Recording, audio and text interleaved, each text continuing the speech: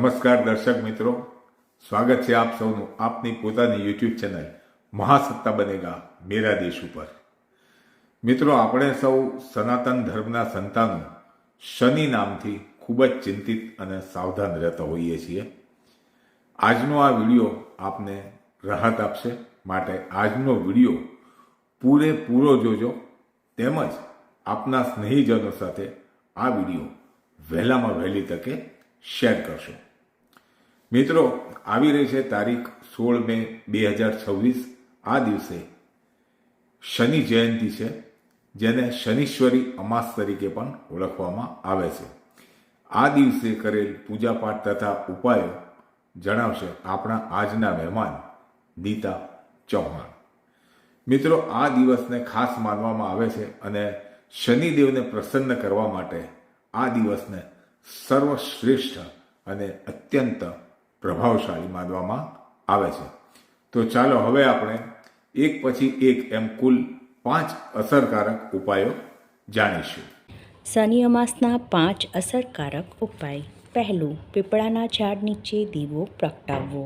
શનિ અમાસની સાંજે પીપળાના ઝાડ નીચે સરસવના તેલનો દીવો પ્રગટાવવો.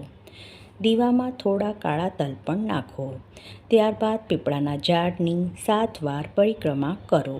માન્યતા છે કે તેનાથી શનિ દોષનો પ્રભાવ ઓછો થાય છે.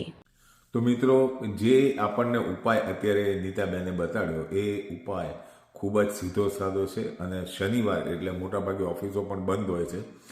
તો જે પણ ભાઈઓ બહેનો કોઈ પણ હોય એમને જો આ વિધિ કરવી હોય તો આ એક સુવર્ણ તક છે.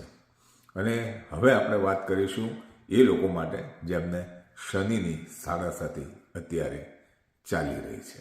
બીજું, કરો છાયા દાન. શનિની સાડાસાતી કે ઢૈયાથી પરેશાન લોકો માટે છાયાદાન ખૂબ જ મહત્વપૂર્ણ માનવામાં આવે છે. આ માટે કાંસા અથવા લોખંડના વાસણમાં સરસવનું તેલ ભરો અને તેમાં તમારો ચહેરો જુઓ. ત્યારબાદ તે તેલ અને વાસણનું દાન કોઈ જરૂરિયાતમંદ વ્યક્તિને કરો અથવા શનિ મંદિરમાં મૂકી દો. માનવામાં આવે છે કે તેનાથી જીવનની મુશ્કેલીઓ અને નકારાત્મકતા દૂર થાય છે. તો મિત્રો, આ તો ઉપાય બીજો એ લોકો માટે જેમને અત્યારે શનિની સાડાસાતી ચાલી રહી છે. જો મારું માનો તો શનિવારે તો આમ પણ ઓફિસમાં રજા હોય છે, તો ચોક્કસ તમે થોડો સમય કાઢી અને તમારા જે અત્યારે શનિની સાડાસાતીને લીધે જે પણ મુશ્કેલીઓ કઠિનાઈઓ આવી રહી છે તમારા જીવનમાં, તેમાંથી રાહત મેળવો. અને જો કદાચ તમારા માટે ઓફિસમાં રજા ન પણ હોય તો એક દિવસ ઓફિસમાં થોડા મોડા જાઓ, પણ જે પણ કંઈ મુશ્કેલીઓ તમારી છે એમાંથી રાહત મેળવવાનો આ એક ખૂબ જ શ્રેષ્ઠ માર્ગ છે, એ ચૂકશો નહીં. હવે આપણે જોઈએ ઉપાય ત્રીજું, કાળા રંગની વસ્તુઓનું દાન કરો. શનિ અમાસ પર કેટલીક ખાસ વસ્તુઓનું દાન કરવું શુભ માનવામાં આવે છે, જેમાં કાળા તલ, કાળા કપડાં, લોખંડના વાસણો, સરસવનું તેલ, અડદની દાળનો સમાવેશ થાય છે. માન્યતા છે કે આ વસ્તુઓનું દાન કરવાથી શનિ સંબંધી સમસ્યાઓ ઓછી થાય છે અને નકારાત્મક ઉર્જા દૂર થાય છે. તો મિત્રો, આ ઉપાય નંબર 3 આ ખૂબ જ સરળ ઉપાય છે.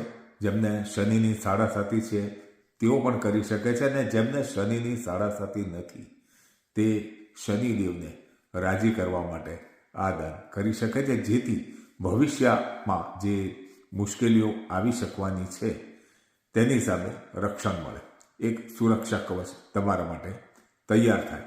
અને મિત્રો, આમાં એવું નથી કે જે 5 વસ્તુઓ આમાં આપણને કીધી છે, કાળા તલ, કાળા વસ્ત્રો, પછી લોખંડના વાસણો કે સરસવનું તેલ વગેરે, જે પણ કંઈ કીધું છે બધું આપણે દાન કરીએ એવું જરૂરી નથી. આપણી યથાશક્તિ પ્રમાણે જે પણ આપણે દાન કરી શકીએ છીએ એ દાન કરવું. પણ એક વસ્તુ ખાસ યાદ રાખવી કે દાન હંમેશા સુપાત્રને કરીએ તો જ એ દાન ફળે છે. હવે આપણે જોઈશું ઉપાય નંબર 4. ચોથું, શનિ મંત્રનો જાપ કરો. આ દિવસે શનિવારે મંદિરે જઈ ઓછામાં ઓછો 108 વાર શનિ મંત્રનો જાપ કરો. માનવામાં આવે છે કે તેનાથી શનિદેવની વિશેષ કૃપા પ્રાપ્ત થાય છે. હવે જુઓ, આપણને નીતા ચૌહાણે કેટલો સરસ ઉપાય આપ્યો છે. આ ઉપાય ધનવાન હોય કે ગરીબ હોય બધા જ અજમાવી શકે છે, બધા જ કરી શકે છે. અને જ્યારે આપણે 108 મંત્ર જાપ કરીએ છીએ શનિદેવના મંદિરમાં બેસીને, ત્યારે શનિ ભગવાન આપણી પર પ્રસન્ન થાય છે અને એમની આપણા પર કૃપા થાય છે. આ મંત્ર જાપ આપણે જે કરીએ એ શ્રદ્ધાપૂર્વક આપણે કરવો જોઈએ. અને હું માનું છું ત્યાં સુધી આ ઉપાય તો આપના સૌને પસંદ આવ્યો જ હશે. અને હવે આપણે જઈએ છીએ 5મા અને અંતિમ ઉપાય જાણવા માટે. ફરી એકવાર નીતા ચૌહાણ. 5. ભગવાન હનુમાનની પૂજા કરો. શનિ અમાસ પર ભગવાન હનુમાનની પૂજા કરવી પણ ખૂબ જ લાભદાયી માનવામાં આવે છે. આ દિવસે હનુમાન ચાલીસાના પાઠ કરવાથી સાડાસાતી અને ઢૈયાની અસર ઓછી થાય છે. ઘણા ભક્તો શનિ પૂજાની સાથે હનુમાનજીની આરાધના પણ કરે છે, જેનાથી રક્ષણ અને રાહત મળે છે. તો મિત્રો, આજે આપણને આ રીતે 5 ઉપાયો જાણવા મળ્યા નીતા ચૌહાણ દ્વારા. આપણે બધા નીતા ચૌહાણનો ખૂબ ખૂબ આભાર માનીએ. અને મિત્રો, હવે ટૂંકમાં હું એટલું કહીશ કે જે 2 નંબરનો ઉપાય આપણને નીતા ચૌહાણ પાસેથી જાણવા મળ્યો, એ જે પણ કોઈને સાડાસાતી હોય યા 2.5 વર્ષની નાની પનોતી હોય એમણે એનો અમલ કરવો એમના માટે હિતાવહ રહેશે.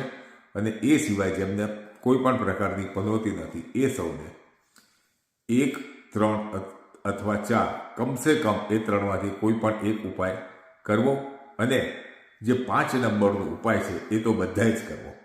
કારણ કે આપણે સૌ જાણીએ છીએ કે શનિદેવ જ્યારે રાવણની કેદમાં હતા ત્યારે એમની કેદમાંથી હનુમાનજીએ કૃપા કરી અને એમને છોડાવ્યા હતા.